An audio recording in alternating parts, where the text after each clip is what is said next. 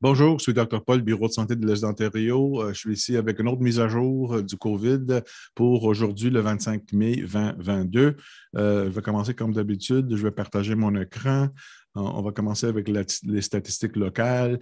On voit qu'on a toujours des hospitalisations, mais c'est moins. Au niveau des tendances, on peut voir ici, au niveau de toutes les hospitalisations, on voit ça diminue de façon tranquille, doucement, doucement, ça diminue. Au niveau des cas admis dans nos 4 hôpitaux pour COVID, on voit qu'encore, on voit une légère diminution. Il faut dire que pendant le fin de semaine, on n'avait pas des données locales, donc c'est pour ça qu'on n'a pas des admissions, mais on avait des admissions, mais c'est parce qu'on n'a pas eu des rapports à cause du fin de semaine longue, mais on voit que ça commence à diminuer. On n'a aucune patiente aux soins intensifs. Ça, c'est des bonnes nouvelles aussi. Au niveau des positivités, on peut voir qu'on est en bas de 8 qui est très bon, en 7,8 donc, le trajet est très bon au niveau de la direction du pourcentage de positivité. J'aimerais ça qu'on est en bas de 4 mais je pense qu'on y va. On est dans la bonne direction. Au niveau des flambées, on peut voir que nettement, c'est diminué. On est rendu entre 8 et 10. On a des fluctuations, mais quand même, c'est un trajet qui diminue. Au niveau de l'eau usée, on peut voir soit à Hawkesbury, soit à Cornwall, soit à Castlemaine, que les tendances sont à diminuer ou vraiment plafonder au niveau des mesures de COVID dans l'eau usée. Au niveau de l'échelle provinciale, on peut voir aussi de bonnes nouvelles, ce qu'à travers des cas au niveau des décès, positivité, flambée, hospitalisation et admission aux soins intensifs, on voit dans les dernières 2 semaines une diminution dans chacun des indicateurs qui est très bon. Donc, encore une autre bonne indication provinciale aussi, ce que ça nous donne. L'eau usée, c'est comment on voit vraiment une diminution importante ici, même dans l'Est ici. Donc, la plupart des régions d'Ontario, soit que ça plafonne ou on a nettement une nette diminution des lots de COVID dans l'eau usée. Au niveau de positivité, on voit ici que ça diminue au travers de provinces aussi. Au niveau des cas, on peut voir qu'on est à 46 par semaine par 100 000 personnes. Donc, une bonne diminution. On était 56 la semaine passée. Il y a quelques semaines, on était à peu près 100, 120. Donc, ça commence à diminuer aussi, et ceci à travers l'Ontario aussi. Tous les bureaux de santé actuellement ont des cas qui sont en diminuant semaine par semaine. On voit aussi le trajet, le bleu, c'est les cas. Donc, on voit ici la dernière vague 5, que ça va augmenter. Là, on voit pleinement que ça diminue. Les admissions aux soins intensifs sont plafonnées ici et les admissions à l'hôpital ont diminué. Notez qu'il y a à peu près un délai de 7 à 10 jours entre les cas et l'hospitalisation. Donc, on prévoit que ça va continuer à diminuer. Au niveau des vaccins, encore, on a plafonné surtout au niveau de quatrième et troisième dose. Je pense qu'on a besoin d'aller plus haut. Vous voyez ici, pour le quatrième dose, on est à peine à 50 pour les personnes 80 ans et plus, mais ça diminue avec l'âge ici. Ça, c'est la population qu'on doit cibler, comme vous allez voir tantôt. Ça, c'est la population qui est plus à risque. Donc, j'espère qu'on pourrait augmenter le débit de quatrième dose et aussi le débit de troisième dose pour le restant de la population, parce que ça va diminuer la transmission de notre région. Et on peut voir ici, j'ai expliqué, ça fait plusieurs fois que j'explique que la troisième dose donne une protection plus élevée et qui dure plus long que la deuxième dose, et que si une personne est infectée, malgré qu'il a eu son troisième dose, il est beaucoup moins contagieux. Cette personne est beaucoup moins contagieuse que si la personne a reçu 2 doses, et sûrement si une personne n'a pas été vaccinée complètement de tout. Donc, on voit ici, au niveau des cas, nettement, le rouge, c'est les personnes non vaccinées ou partiellement vaccinées, que c'est clairement beaucoup plus haut au niveau des cas hospitalisation, soins intensifs et des décès, plutôt dans les personnes non vaccinées. Au niveau des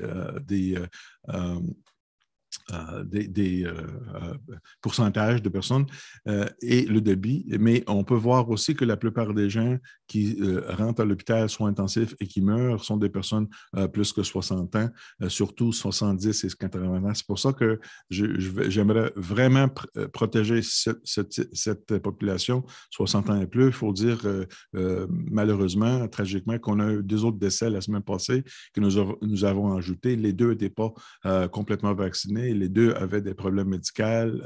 Une personne était dans ses 70 ans, à peu près 70, 73. Une autre personne était dans les cinquantaines avec des maladies chroniques sous-jacentes, mais ces 2 n'étaient pas vaccinés. Donc, c'est tragique. Donc, c'est pour ça que j'aimerais augmenter le débit de vaccins, surtout dans les personnes 60 ans et plus, pour augmenter soit la 3e dose aussi et la 4e dose. Et bien sûr, pour le restant de la population, de vraiment augmenter le pourcentage de personnes vaccinées 3 fois. Donc, je vais terminer maintenant avec une mise à jour non COVID. Je vais commencer avec le tapette qu'on avait eu la fin de semaine. On a vu beaucoup de dommages à travers l'Ontario et surtout à l'est d'Ontario aussi.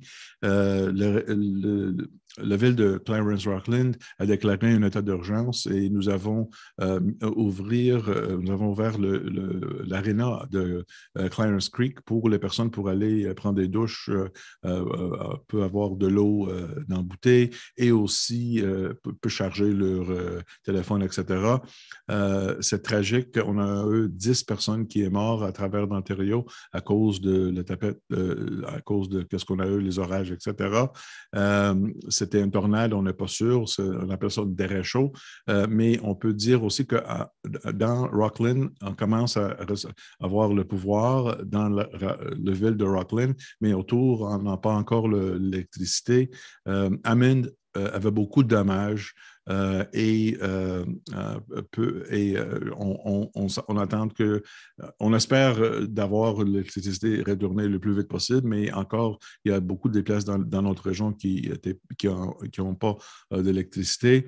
J'aimerais juste dire aussi qu'on a eu une personne de Cornwall qui est morte.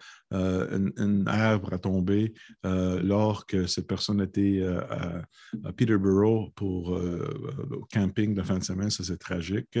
Donc, nos sympathies vont à la famille et toutes les familles qui ont perdu quelqu'un à cause d'une tempête de fin de semaine tragique qui a affecté probablement tout la province d'Ontario. Mais j'ai quelques conseils aussi pour les personnes qui ont une panne d'électricité.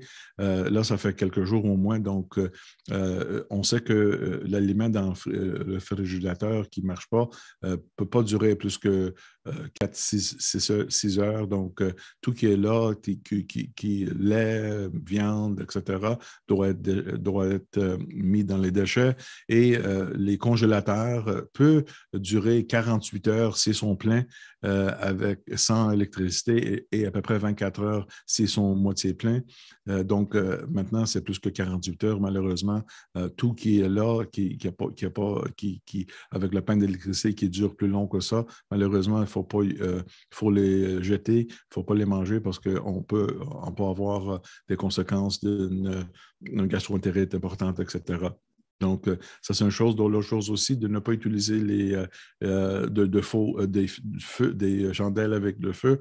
On a des chandelles qui peuvent être sur l'électricité. Les génératrices aussi, faites attention avec les génératrices, avec le gaz, ne le mettez pas dans la maison, etc. Et aussi, avec du barbecue, il y a des gens qui mettent du barbecue dans la maison. Très important de ne pas faire ça parce que c'est un danger au niveau du feu et aussi des vapeurs dangereuses qu'on peut inhaler dans la maison. Donc, ça, c'est tragique et c'est beaucoup de dommages qui étaient faits. Donc, j'espère que toute l'électricité va retourner le plus vite possible et on pourrait commencer à enlever les arbres, etc., qui ont tombé.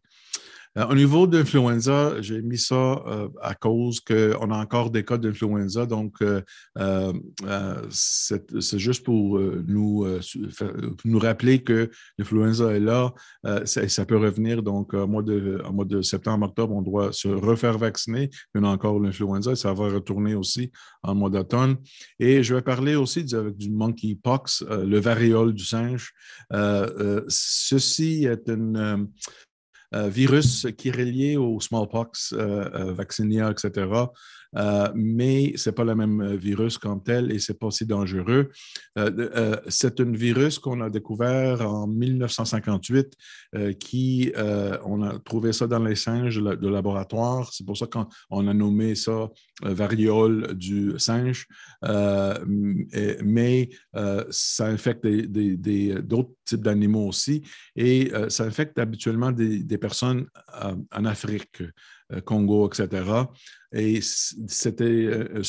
on a été surpris de trouver des cas. On a des cas, à peu près 250 cas à travers du monde, avec 17, je pense, 18 à Montréal, à Toronto qui a été relié à Montréal, des cas c'est un virus que se propage avec les respirations, avec du contact direct, prolongé et du contact avec le linge, etc., qui est contaminé aussi.